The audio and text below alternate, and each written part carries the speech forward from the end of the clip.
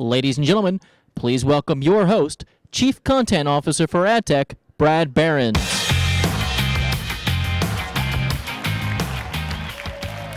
Good morning.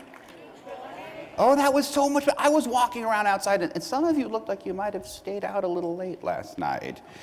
Some of you, in fact, looked like my 11-year-old daughter first thing in the morning, where the fact that the sun has risen is a surprise every single morning. Just like, so who went to a party last night? Give us a round of applause for a. Do you go out?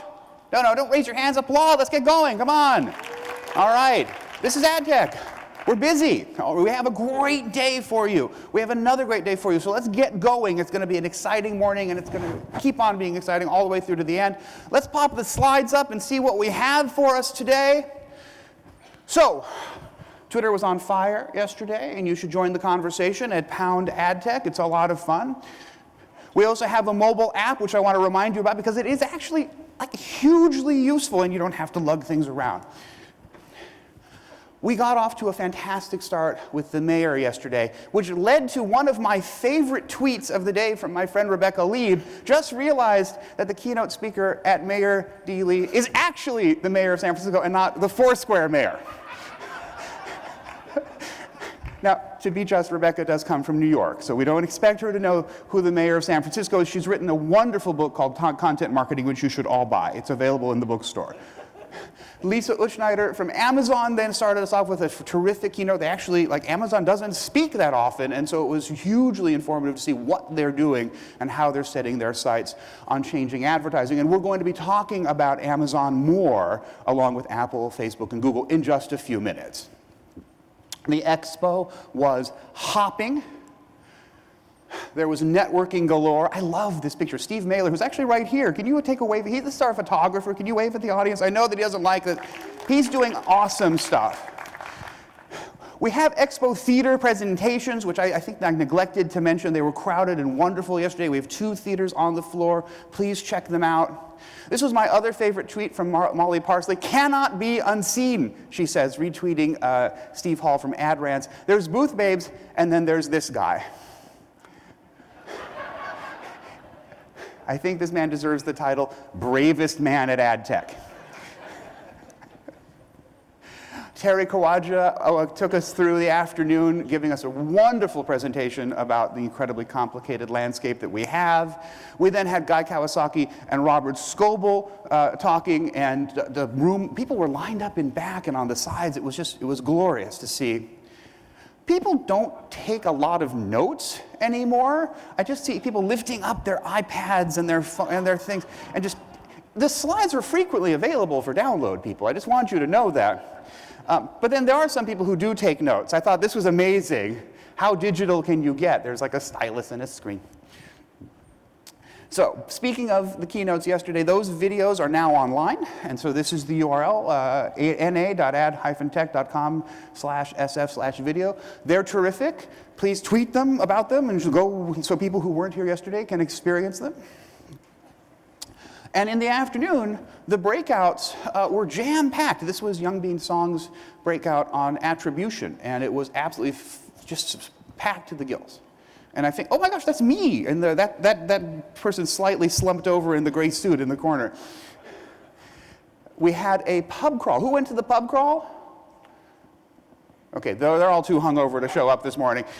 So we had a pub crawl, which was extraordinarily, people had a lot of fun, and then people had a whole blast at Tainted Love, and then scattered about to keep the lights burning late into the night. So that was yesterday. We had a terrific day. Let's talk about what's coming up today. I want you to know these are our upcoming events. We have AdTech Singapore in June, London in September, Tokyo in October, and AdTech New York in November. And I can tell you officially right now, registration for AdTech New York is now open. Please buy your tickets early. You'll save money, and it'll be a fantastic show. We have a busy, busy conference for you. Let's zoom in on that eye chart. We have 6 concurrent tracks today: social, tablets, targeting, innovation, ROI, and then a track of sponsored workshops. It's going to be a great day. Your brains will explode and leak out of your ears by the time it's all over. Here are the 3 marketing masters that we have. We have Adam Kamek, the director of social for Walgreens, doing our social media track. Lori Schwartz, the chief technology catalyst for McCann, talking about tablets. And Rhonda Hansen, the director of search marketing marketing for Getty, leading us on search. Three very exciting programs. We have the latter half of our Startup Spotlight, which is going to be, it was really great yesterday, it's going to continue to be great. We'll see which of the 8 startups that are here today will win the AdTech Startup Award. The exhibit hall is going to open at 10. There are 2 floors. Please visit both of them. Don't miss Innovation Alley in the mobile zone. It's just crawling with people. And our keynote presentations today, this afternoon at 12:45, Joe Turo, who's a professor at the Annenberg School at the University of Pennsylvania, will be giving a mini keynote based on his remarkable new book, The Daily You. And then Paul Adams from Facebook will be talking about the subject matter of his remarkable new book, Grouped. And then they'll talk with each other. I had them read each other's books, and the 3 of us will have a conversation on stage, and then we'll include you towards the end. We have book signings, speaking of Paul. We have 4 of them, all of them speaking here today at the conference. And these things are available. You can find out more detail about them in the handbook and in the short guide. In this afternoon, we have 2 closing main stage presentations. The first is on games. And we have Zynga, Electronic Arts, and Microsoft, which makes this thing called Xbox Connect, all talking in conversation with Paul Gunning, the CEO of Tribal DDB. Should be very stirring. And this is the medium that is taking more and more attention of more and more people, more and more of the time. And how brands can actually get involved in the conversation in a powerful way, I think, is a very urgent conversation. Right after that, my friend and a hugely important person in the industry and in San Francisco, Brian Monahan, will be receiving the SF Big AdTech 2012 Industry Innovator Award. So please be there for that. And then we close the show with another exciting discussion, which is going to be Digital Killed the Radio Star, how Spotify, Turntable FM, Tastemaker X, and Pandora are shaping the future of advertising. It should be all sorts of fun, and so please be here for that. Now, I'm going to bring out our morning's moderator in just a moment. He is Tom Bettacore. He is the CEO of AKQA, which is one of the most influential digital agencies in our industry. It also employs more people than any other agency in San Francisco. He has been named an innovator, recognized as a guy who can bridge the gap between advertising and technology. We're also very proud to have him as a member of our board of governors at DMG. He's going to lead a discussion which we've been building to over the last day, talking about how these 4 Leviathan companies, Amazon, Apple, Facebook, and Google, it's sort of like the Jurassic Park, trailer from way back when you just see the ripples going in the water. These are the people who are on the magazine covers, right? I mean, I don't think that Mark Zuckerberg needs to buy wallpaper for his house. Just put the covers, all over. And so it's very, it's not that they're important because they're on magazine covers, it's that they're on magazine covers because they're shaping this industry and shaping so much of our culture. So we're going to have a stirring conversation about those 4 companies and how they're changing things. So let's bring Tom out. He'll introduce it. Tom Bettacore, come on out.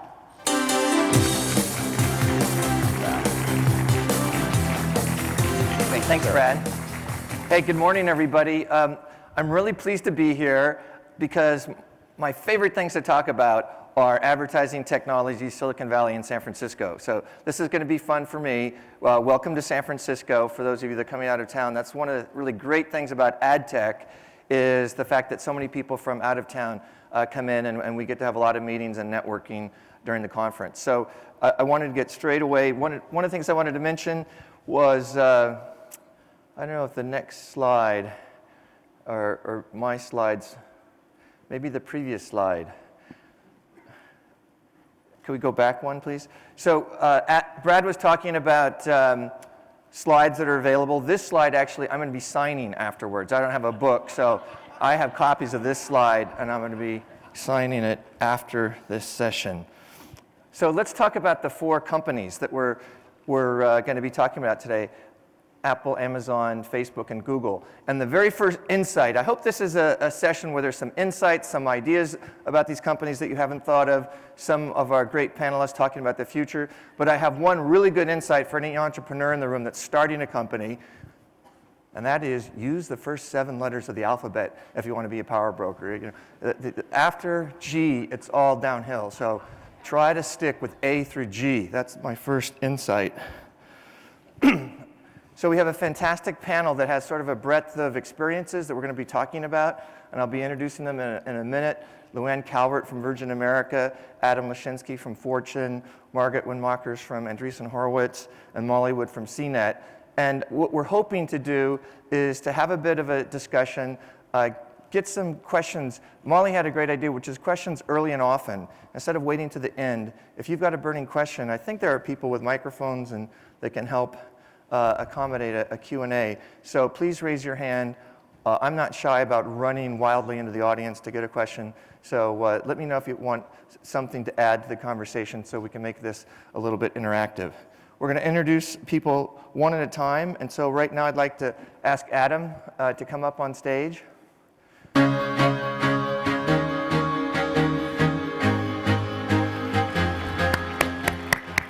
Welcome. Thank you, Tom. Have a seat here in the hot seat. Thank you. I love turning the tables a bit on Adam. He's usually the moderator of these panels, but I got a chance to be the one asking the questions. And Adam, many of you know, is one of the leading tech writers and editors here in California, probably for more than a decade with Fortune, but you can also see him on Convuto on Business, on Fox Business Channel. What's Neil really like?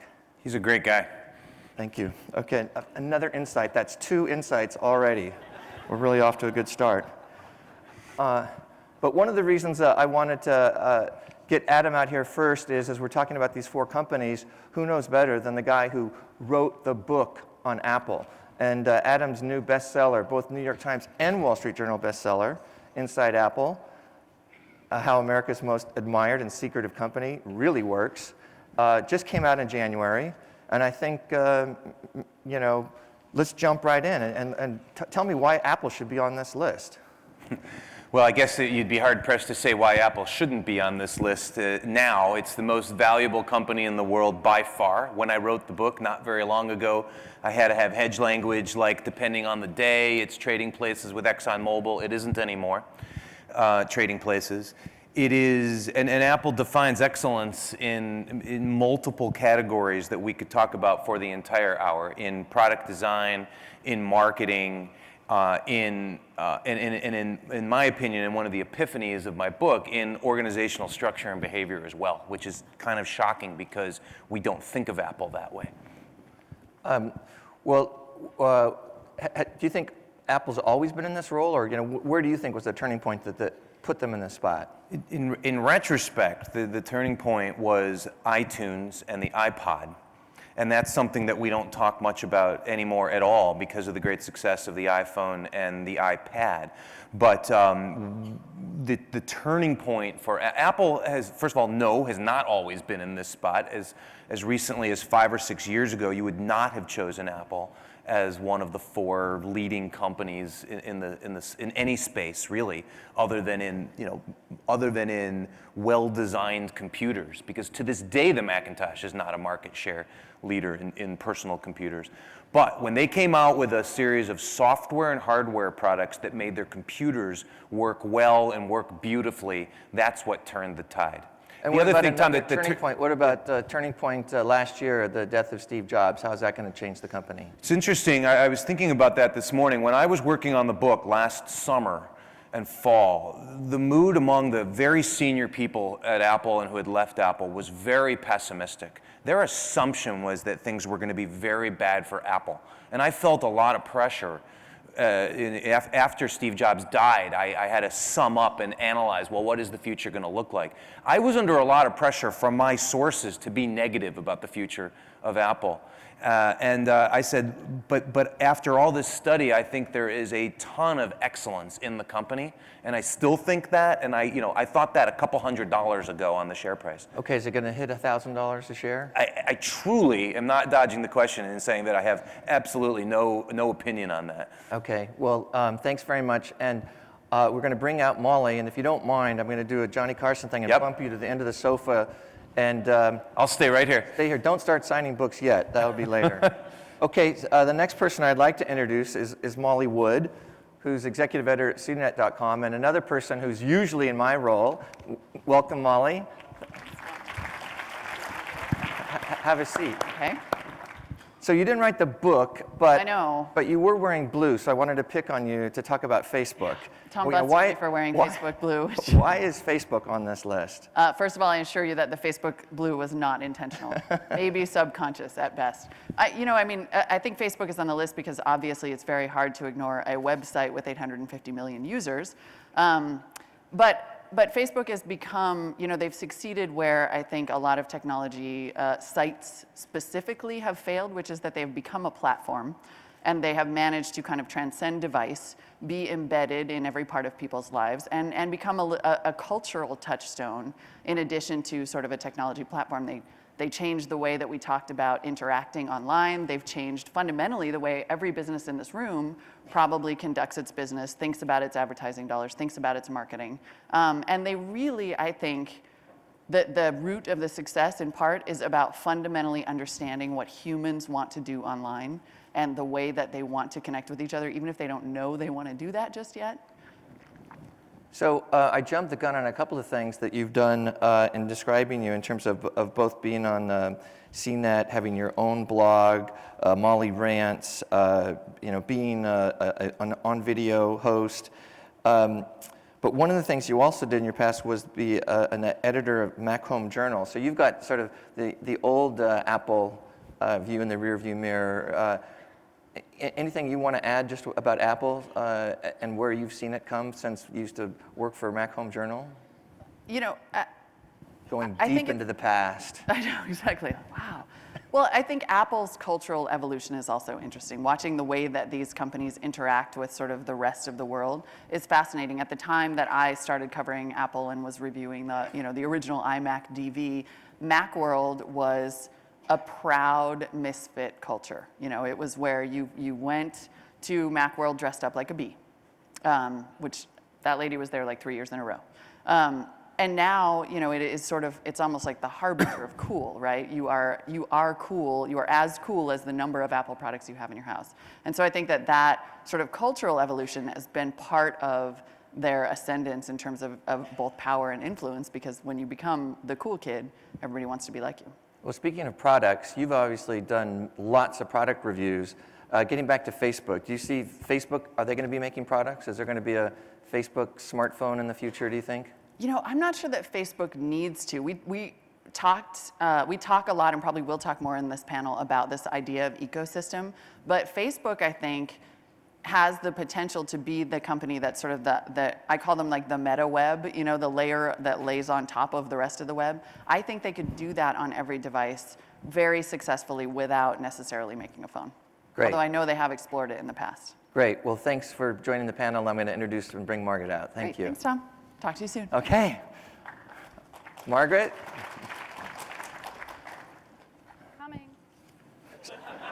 So, our next speaker is Margaret Wynmakers. Welcome, Margaret. Thank you very much. Thank you.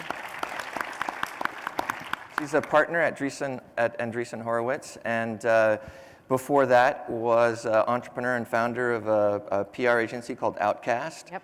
And many of the Outcast clients were and are companies like Facebook. Yes. But one of the things I wanted to ask you about was Amazon. And Also a client. Also a client. So you know a lot about Amazon. Why do they belong on this list?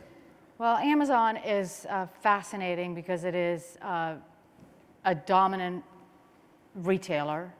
It is a platform, which was a brilliant move to kind of take the platform and sell that and make it $1 billion business.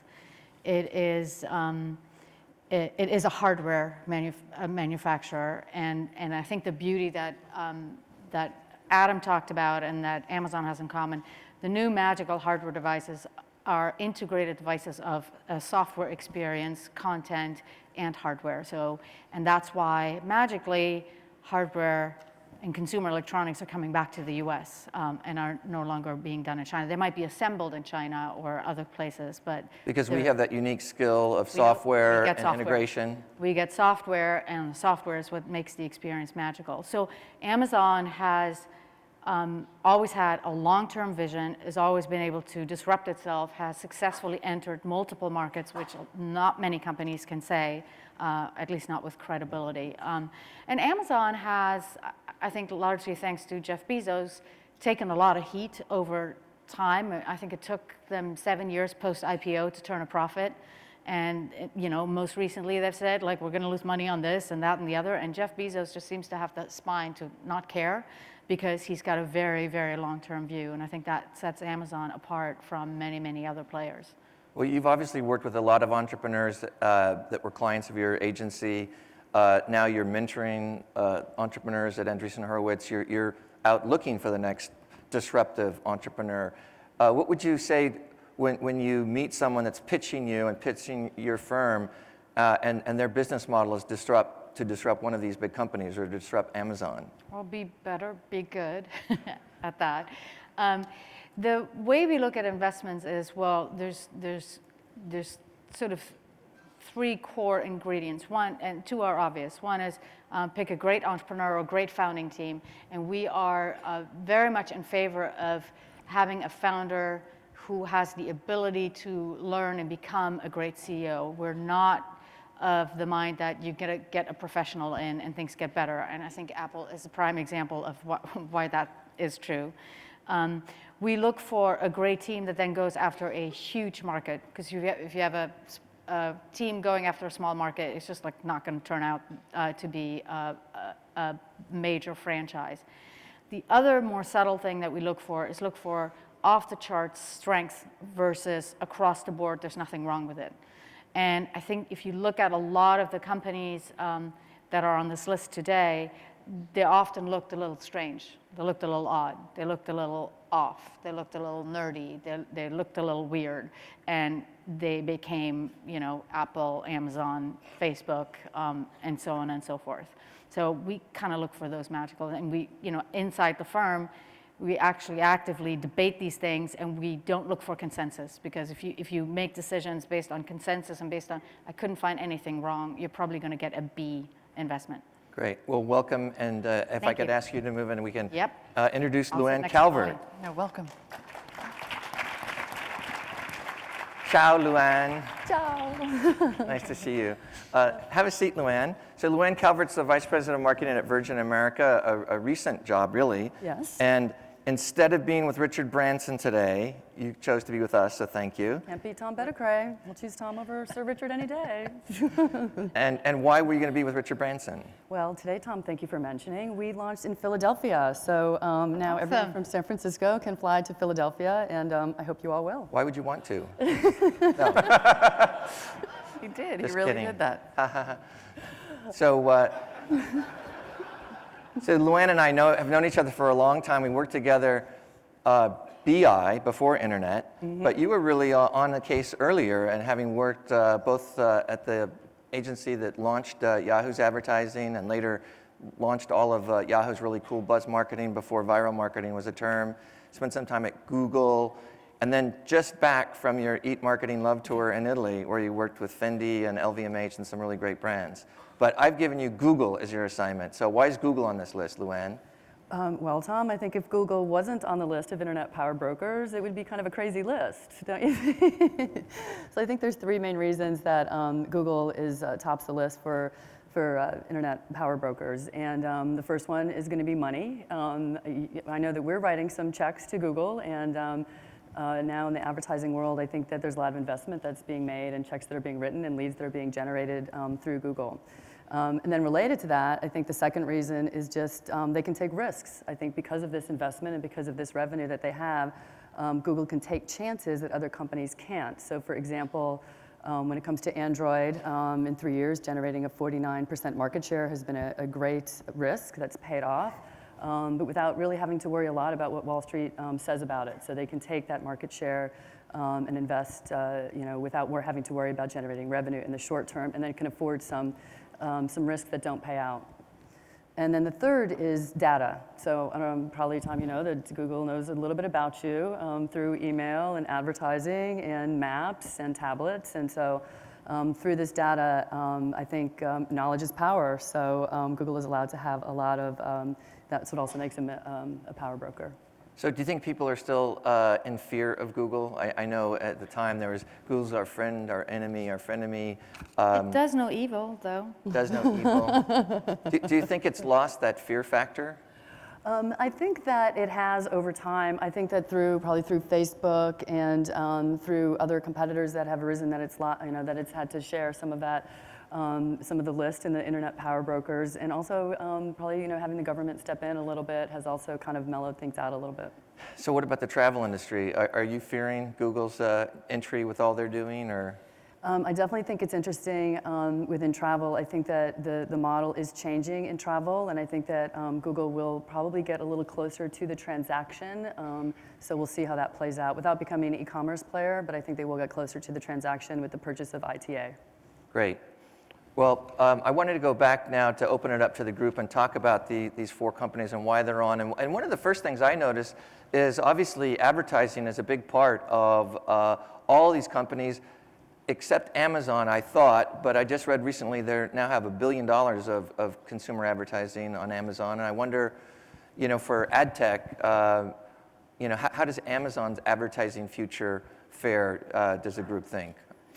I'm not sure exactly what their advertising plans are. I think as a brand, if I could point to a weakness, I think the brand could use some work. The brand is very confident, bordering on tough, largely defined by Jeff Bezos. There's not really a visibility of a big bench, if you will, and it's sort of a go-it-alone path.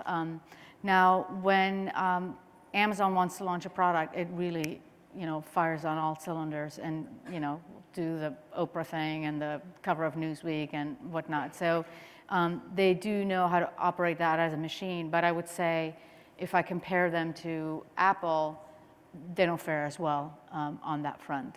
Apple just really is the master. Well, you mentioned vulnerabilities, and I'm just wondering if you take a look at this list of 4 companies, who do you all think is the most vulnerable, or who's the first one that might be bumped off the list in the future? I think that's hard to tell. I would say Amazon e-commerce, there's something interesting that's happening in e-commerce that I think none of us expected, say, 9 months ago. I'd say everyone thought e-commerce was done, and there were 2 major players, Amazon and eBay. But really, it was done for, I would say, nerds. It's a ginormous product catalog, and the interface isn't all that beautiful. But if you want to look at all the cameras, and you're fine. Yeah. Well, now you look at Fab, Gilt, Pinterest. There's curated. Better experience, more curated. Well, there's curation. It looks like you're shopping on Fillmore Street much more than you're shopping, Street. On Geek Street. Adam, you had something to say about who's vulnerable on this list. Well, every company is vulnerable on the list. That's one of the beautiful things about the technology industry. I'll offer 2 observations. Apple absolutely is vulnerable because Apple has a bet the company model. Apple bets big, makes huge investments, and if it fails, which it hasn't for 15 years, it'll be really bad. Now they have $100 billion, which they're going to try to whittle down, but they won't be successful even in whittling that down. And they also have the Mac business, which is an annuity for Apple right now. So they have a lot of cushion, but they do have plenty of vulnerabilities, which is getting the next product right. And I've been saying this for years, and I've been wrong every time, but I just want to offer an observation about Facebook. I do not think that Facebook has changed the world. I do not think that Facebook has reordered the way everybody lives their lives. I think it's a very successful and very interesting publishing company that has created a new model for advertising, and that's fantastic. But I don't think it's changing human existence. Are you on Facebook? Am I? Yes. Okay. He's selling a book. I don't think you're on Facebook like I'm on Facebook. No, I'm sure I'm not, but I am. I get it, in other words. But we're not friends, I Adam. would argue, though, that Facebook is in a precarious position. I think that Facebook changed behavior on the web. So if the internet is what changed our society fundamentally, and it's the greatest thing we've probably done as a species, that Facebook changed the way we interact with that was hyperbole. Oh, okay. Don't worry. There's people who believe that, That's true. Well, it's pretty good. I'm not going to go through the whole list, but the internet's pretty good. I think that Facebook probably changed fundamentally the way that we interact with the internet, right? It created a closed system that we were okay with. It created, safe space. It created this idea of connection where I think that hadn't existed as concretely before. Well, it created but identity, I think Facebook, it created identity, That exactly. is huge. Which is huge. I think, though, that Facebook is a little bit vulnerable right now. I think that they're in a precarious position, especially as they go into an IPO without the growth potential that they had when they were maybe only 400 million users. And I think that part of creating that identity, part of creating those connections is creating a little bit of a backlash. Facebook, unlike actually a computer, a search engine, or a commerce engine, Facebook is utterly optional and easily replaceable. Well, we've talked about who's on the list. I think it'd be interesting to talk about who's not on the list. And since I didn't create the list, I'm not sweating the fact that 3 of these companies on this slide are my clients. They're wonderful companies, but they're not listed as on this list in this program. And why is it that big successful companies like Microsoft or Yahoo have slipped off the radar? I think the only true, profoundly interesting company on this small list is Microsoft. Because I think eBay's actually doing fine, but so what? And I think Yahoo isn't, and I think Sony's horribly confused. But Microsoft had this cash cow of Office and Windows, and it eventually got the better of them. It made them poor innovators. But they've had about 10 years of being beaten down now, of being poor innovators. They still have a lot of cash, and they're trying extremely hard to be more innovative, and I think that will be a very interesting story. You were at Yahoo back in the Purple Haze days. Yes, I was going to say that it makes me sad to see Yahoo there. I had a great time working there during the times of Y2K. And it's interesting to have the comparison between Google and Yahoo. And I think one of the main differences is just the focus that Google has had on technology and really staying mindful of that versus Yahoo, which wasn't able to really keep the focus in that area. So I think that's one of the reasons that it hasn't been able to stay on the new list. I'll point to the fact that none of these companies are run by their founders anymore. And I think that is a profoundly important fact, because if you are a founder of a company and things change and there's a tectonic shift in the tech business, which there is guaranteed every 10, 12 years, maybe 9 or 13, whatever, but there are massive shifts. I think a founder is much more ready to chuck what he created and go with a new plan than the professional manager. Any of these companies primed to jump back on? Anybody think that? I think eBay has the best shot. Really? Yeah. I think Microsoft. That came out of nowhere. Molly, who were you going to say? I was going to also say Microsoft, mainly because this is my 3rd time doing this panel, and we keep talking about how Microsoft is going to do it. So maybe we are in fact wrong. But Microsoft, an interesting data point about Microsoft, their stock was like the 3rd best performing stock last year of any company. They sort of they're doing fine, right? We should all be failing the way that Microsoft is failing right now, or failing to innovate. And they have, I think, they have made great strides toward becoming a more cohesive platform. The Xbox, I think, is the secret weapon for Microsoft in terms of sneaking into people's homes, delivering content beyond just games, delivering TV in the future. And if they can nail the integration, and that seems to be still the outstanding question, is why can't you create a unified experience? Then I think Microsoft could be strong. I don't disagree with anything you said, except I'm sure there have been years where banks and cement companies have been the best performing stocks. They were the best performing for a reason, because they had 12 bad years or so. But in terms of a power player, I think most people, I think, in their companies still have to take Microsoft into consideration. I totally agree with that. You have to, nobody's working entirely around Microsoft or ignoring them completely. Okay, so let's talk about who's not on the list. list. So I'll just say, of all of the startups that we see and of all of the portfolio companies, they're not thinking about Microsoft really much at all. They're just not. Well, let's talk about... They are thinking about Android and all kinds of other things. Yeah, let's talk about new companies. One of the things I asked you guys were some suggestions for who could be the next member of this power broker list. And these were the companies that were talked about: Foursquare, Samsung, Square here in San Francisco, Twitter here in San Francisco, LinkedIn, Pinterest, Zynga, yeah, right here. I find it's interesting that so many of them are in San Francisco when they used to all be down in As Mountain opposed to the View Valley, or yeah. Palo Alto. I'll go so far as to say I don't see one name on this list that I think will be the next power broker. I think the closest on this list would possibly be Twitter, but Twitter just I think has the potential to be a very good media company, and Samsung could certainly be a power broker, but it's got a lot to manage. Samsung is really interesting right now because they're a hardware company that are trying to become a bit of a media company. They seem to be for the exact reason that Sony is not anywhere near the list. Samsung is approaching the list because they get software, right. yeah, and they get that they have to be an ecosystem, that their devices have to talk to each other, that they maybe have to be in the content business, the app development business, which they've never been in before. They really understand that. The degree to which they can succeed, I guess, will determine where they end up. I'd say, like, forget who's on that list for a second. I think the major trend that's happening is that we now have so many people on the internet, to the order of 2 billion. We're going to have 4 billion people on smartphones, like actual smartphones, which are more powerful computers than like mini computers, like not that long ago. And so the market size is so big that you get a company like Groupon that goes in and has 12,000 employees and in the billions of revenue in 2 years, which has never happened.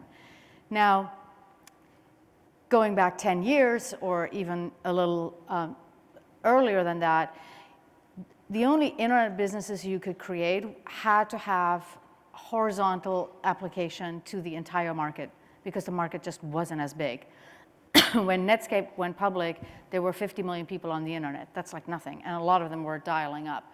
So now I think because you have a massive amount of people, a massive market, you could actually create vertical businesses that are very, very successful. And I think because software ends up being the key to success in a lot of cases, we have this thing that we call software eats the world. You could have an internet bank. You could have successful software companies in healthcare. You could basically do what Amazon did to books and other retailers in a lot of different industries. So I would look for those, like the player, and in 9 out of 10 cases, it's a new player. It's like what Netflix did to Hollywood. Any other nominations out from the audience? Who's going to be in the future? It can't be your company, especially if it's a 5-person startup. Anyone want to throw a name out? Why not? Adobe? What do you think? Shoot it down, Adam. I don't agree with Margaret's thesis. The problem with software, to answer the question, is that the barriers to entry are relatively low. Not obviously not invisible, but low. What Amazon and Apple have done, they've done with largely with physical products, which is where you can build up big barriers. Anybody else want to throw a name out? But they're platforms, right? None of these. How about China? China as a power broker? Is that the question? Well, let's pick a company in China. IBM. IBM, Baidu, China, It's interesting to think about Alibaba. as someone outside of the U.S. and like if we would actually notice if that would The thing I like about Margaret's thesis, though, is that at some point the company that is right now we're talking about disruptive companies that are in some cases like Baidu or Alibaba that are in some cases competitors to the current power brokers. Right. What I like about your thesis is that there's probably something we haven't thought of yet. That what it will, I mean, there certainly is something. Right. There are lots of things I haven't thought of today. But that whatever, it's pretty early. I might think of more things after this. Now I'm thinking about bed. I'm going to go to bed. It will take a platform. It will take something that creates or develops a new platform as opposed to a disruptor or a competitor, probably.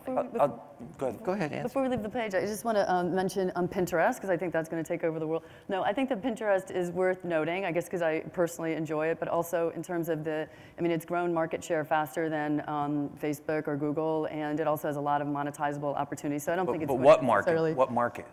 Share of what? In terms of the complete growth, in terms of the new users that have adopted this product, which I think is important, like in terms of getting the market. Well, it's still probably a company of 25 people, or it's a very small company. 50? 15. 15? 1-5. Wow. 15 million users and growing through the. Well, we just used it on a campaign for Gap, and it was insane how much people used it. Tom, I just wanted to make an observation about how did. No, it was funny. It was very funny. Laugh. Good one. No, it was. Now you can- How did? Okay, I'm changing the subject, Adam. We're moving to CEOs. Boom. So That's what the how about the moderator 4 gets to do. CEOs that are running this business? We've got Tim Cook and Jeff Bezos and Mark Zuckerberg and Larry Page up here. We've mentioned CEOs a couple of times, but I'd be interested to hear what you guys think is the CEO's role in maintaining that kind of power broker status. And you know, Adam, you can take a cheap shot at someone on the list if you'd like. You can go for it. Or I shouldn't say that, but tell us about Tim Cook and what you think about him as the Apple expert. Sure. He's obviously the only non-founder on the list. It's a profound deficiency or weakness at Apple that their founder isn't on this list right now. So I've said that I think Tim Cook will be a caretaker CEO until Apple finds somebody who is more like Steve Jobs. Not another Steve Jobs, but someone with more of his characteristics, because Cook has very few of his characteristics. Having said that, I think Cook could be the caretaker for as long as a decade, which is the length of his options package currently. Do you think, that's a good one. Do you think one of his most important goals must be to keep the management team that he has, right? Yeah. So So I think that he has many fine qualities. Among them is he's a culture keeper. Steve Jobs defined the culture of Apple. Tim Cook believes in the culture of Apple, and people believe in him. They believe that he loves Apple, that he will do what's right for Apple. He's an unemotional person compared with Jobs. He's highly intelligent, highly competent. Undoubtedly knows exactly what he's not good at, which is a humble characteristic that a lot of people in general don't have, I think. And will he be able to keep the management team together? That's one of his top goals. That management team has been at Apple for every person on the Exactly. team, Right. with the exception of the new retail chief who will be joining shortly, has been at Apple at least since 2000. So the really key question, and they work as hard as they can to keep us from finding out the answer to this, is who's the next level down and how good are they? You've known Mark for probably 5 years at Facebook. What do you admire about him?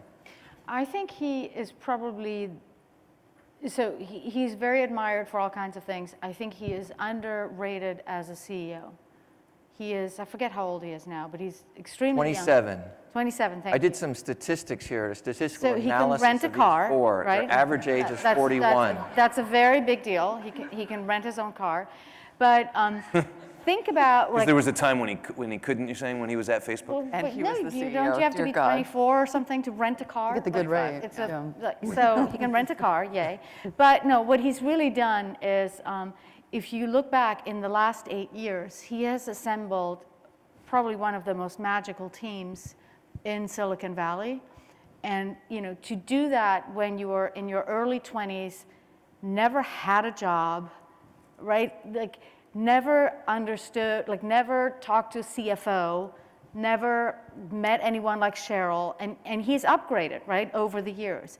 And I think that the ability as a young gentleman who has no business experience to find these people, attract them, upgrade them if you need them to be upgraded, and like do that in an orderly and organized and powerful fashion is something that people just underappreciate about him. And he's at that age, I mean, like having Cheryl and the CFO who's outstanding all lined up is pretty impressive. So you knew Larry before he was CEO. Yeah, we hung out. I think it's interesting when you look at this market, to your point about the importance of having a founder as a CEO, because this chart is a little bit misleading in that, of course, it was Eric Schmidt that was the CEO that brought the company and really helped the company grow over a 10-year period. And then Larry. Who came up with the adult supervision thing? I never liked that, I have to say. You didn't like that? I kind of liked that because I was in a few meetings. It was pretty. Really? Yeah. You decided that actively? Well, what tone, how does Larry help set a culture? He was obviously there at the beginning when Sergey and Larry started the business, Eric wasn't around. What about the culture of Google, is reflected in Larry's personality? I think there's a couple of things. One is just, of course, the engineering driven culture is really important. And then I also think that just being able to prioritize, there was one incident, every Friday we had TGIF, so everyone in the company was invited and the founders were there and they would ask questions. You could ask anything you wanted. There was a big decision made, and that was to eliminate the gummy bears from the cafeteria. So someone did ask about, to the founders, what happened to the gummy bears? And I thought Larry's answer was great. He's like, if that's our biggest problem, then we're in good shape. So I think that's another part of the culture. It's just like, having the right tone, being able to prioritize where the gummy bears belong in the overall strategy. Adam, you have an opinion about cultures with these companies. How do you see the different cultures of the companies we've been talking about impacting their success?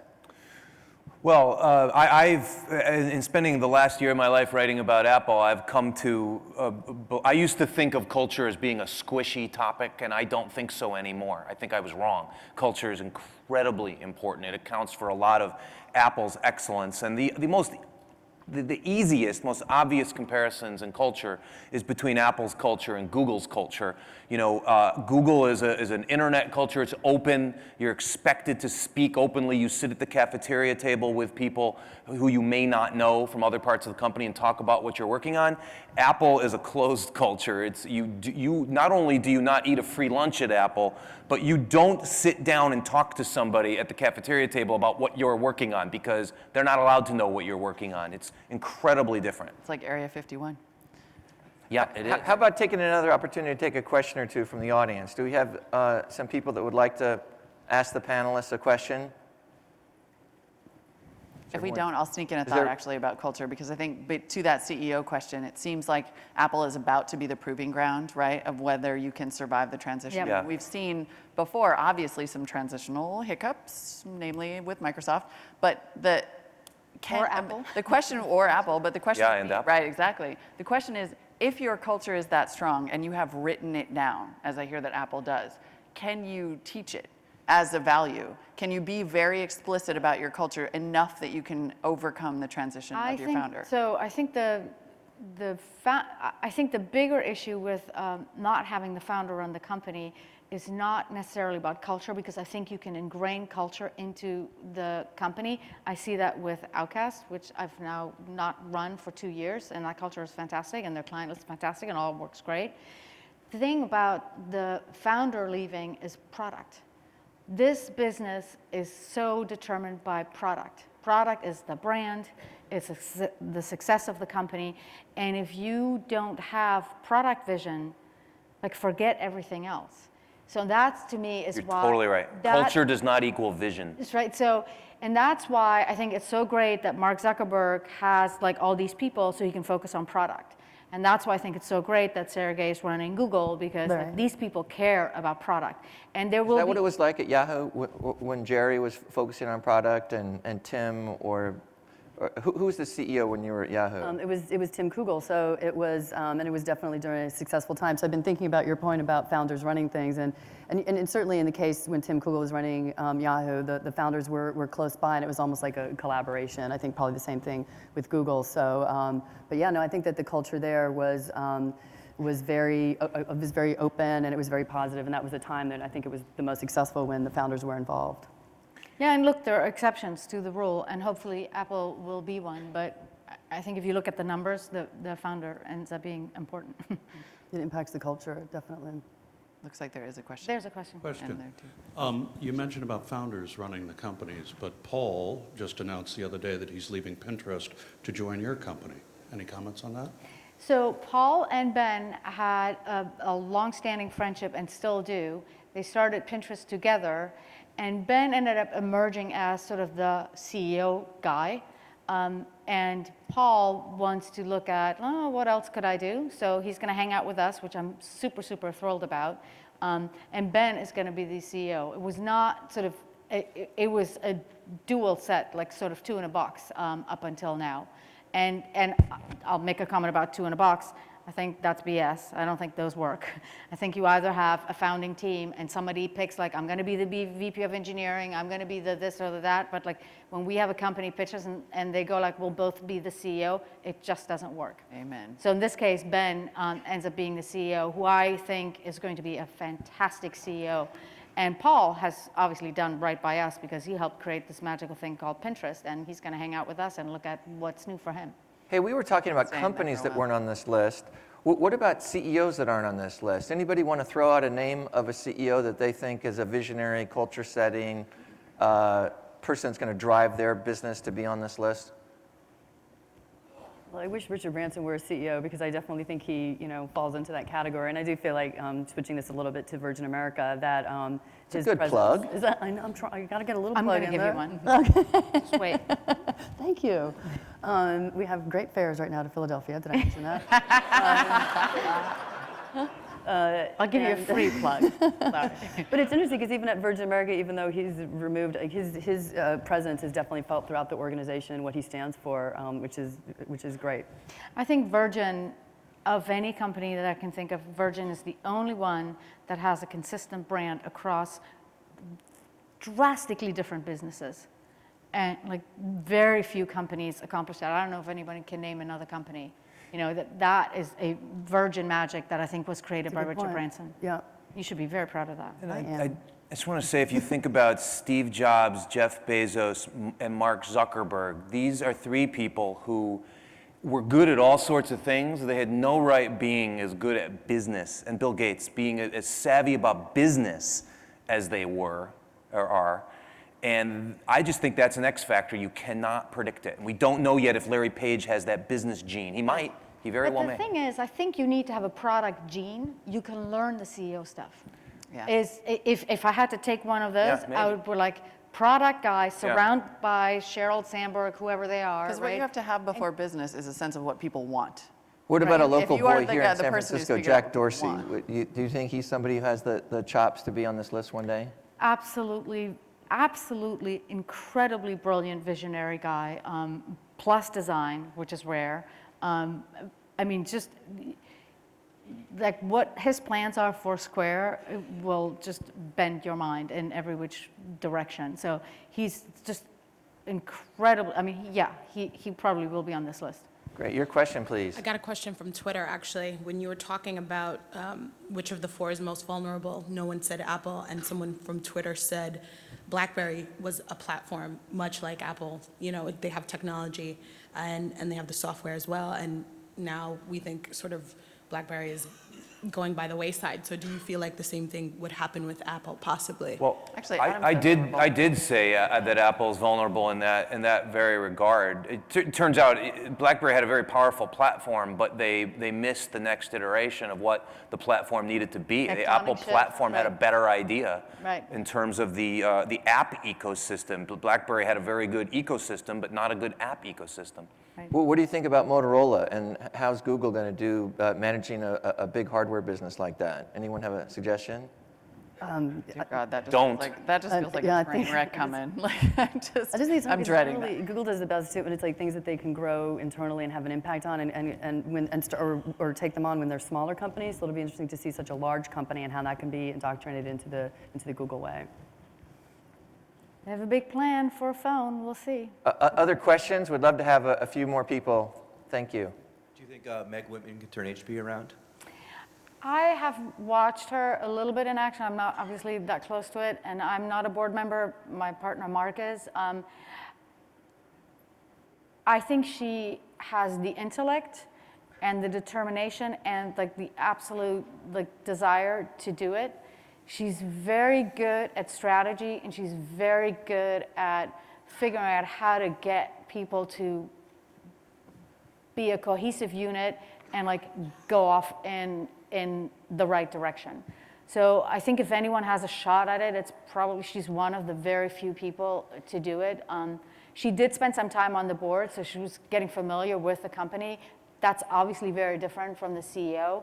But like I saw her once when she was running for governor, and then I saw her in charge at HP, and it was just like a complete and utter transformation. So I'm very impressed. We didn't talk about boards of directors, and I think being here in the Bay Area, you read about the HP board or the Yahoo board, and let me just point out, anyone who says the HP board or the Yahoo board, they constantly change. It's not like one permanent unit. So just I guess my question is do boards matter? Do boards help get companies on this list? So the Apple board is an interesting case study because the conventional wisdom, it's small, but the conventional wisdom is that it was, I'm not necessarily saying this is my opinion, is that it was a puppet board for Steve Jobs for a very long time. And it's interesting if you believe that Apple's a puppet board and that it's a puppet board of people who are highly accomplished in their careers, extremely accomplished, interesting people. And what I think is underappreciated is that they, whether or not Jobs deserves this credit or it's them, they did succeed at one of the very few jobs that a board has, which is to ensure an orderly CEO succession. Many other boards have screwed that up. Yep. HP more than once in living memory. So yeah, board's very important, but it has, I think, limited ability to... It feels to me, at least from the media perspective, like a board is very important, but the more you hear about the board, the more the company's in trouble. Because, very good point. Absolutely. Because of that sort of CEO-founder issue. Yeah, I shouldn't have to know that that board is there if the person who's in charge is doing a good job. I'm on a board. Look, the main job is to, one is you want to have the CEO's back because it's his company. And if the more you have a sense that the CEO wants you to like help, you probably have a weak CEO, right? So you're supposed to do that, and then you're supposed to evaluate the CEO. You can't, like if you're on the HP board or a big company, you can't possibly understand like each product division. If you have a better sense of that than the CEO, it's really bad. But I think Molly has the best point. If they keep talking about the board, there's something wrong. Hey, Molly, I was wondering about the consumer voice. I think with CNET and it's a very much a review-driven culture in your blog. Do you think consumers care about whether brands they attach are power broker brands or not? You know, consumers, as they make their purchase considerations, think about brands all the time. They want the brands to be trusted.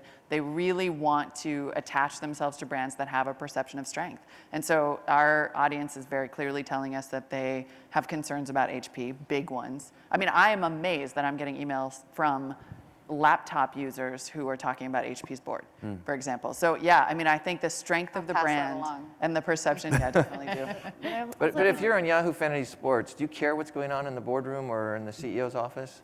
If you're who? I'm sorry. If you're a avid player of Yahoo Fantasy Football, you know, of course. I just wonder how much, being in the bubble here that we are in, that it's all inside baseball, and it's not really important to consumers what goes on. I think that so here's my, like, don't ever do that. This is like so what marketing often does. The company has an issue with Wall Street or a reporter or blah, blah, blah, whatever it is, right? And then they do a survey of their users, and the users who are playing fantasy sports are fine, and then they go like, nothing wrong.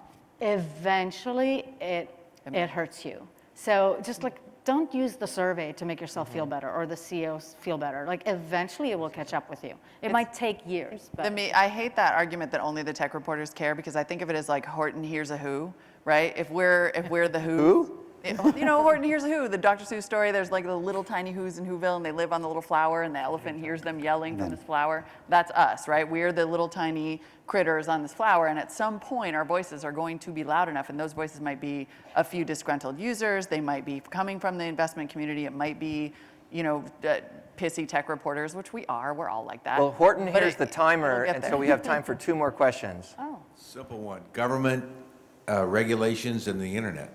No, thank you. Did you say no, thank you? Excellent answer. I think it's important for companies to more and more self-regulate, or else the government is going to step in. So I think that's going to be the balancing act. But yeah, so not to be flippant, but like I think that's a whole nother panel. And in general, I think the government often doesn't understand enough about the details of technology. So I think we're better off doing a responsible job ourselves. The world will be a better and more interesting place when Amazon starts collecting sales tax on every purchase. Yeah. That's a good Okay, point. last question before Adam starts signing books down on the first floor. Sure. What's Google's vision with YouTube, and is YouTube profitable yet? There's I also probably want to know that. I don't think they report it as a segment, is They my don't. understanding. They don't. They keep it a secret. It's not broken out, but it's a continued challenge I think, to figure out how to monetize the product, but they'll get there. I think what's Google's plan with X is a good question at any given time, though, really. I mean, other than search, you still have this sort of casting about feeling that I think is creating more and more of a problem for them in that Horton Hears a Who way. Well, it looks like we're out of time. Thanks, Brad, for having us. Well, let's make sure that we have to buy Adam's book, we have to follow everything that Molly does, we have to use all of the companies in Margaret's portfolio, we have to fly Virgin America, and we have to use AKQA for all of our digital marketing. Let's give them a big round of applause. Thank you all. Thank you. Good. I'm going to steal a water. Can I? So Adam is going to go right down to the book signing. Please join him. The expo is now open, and we're going to be starting breakouts in just a few minutes, and we'll see you back here at lunch. Thank you for coming to AdTech San Francisco. In your mind, I'll stay with you.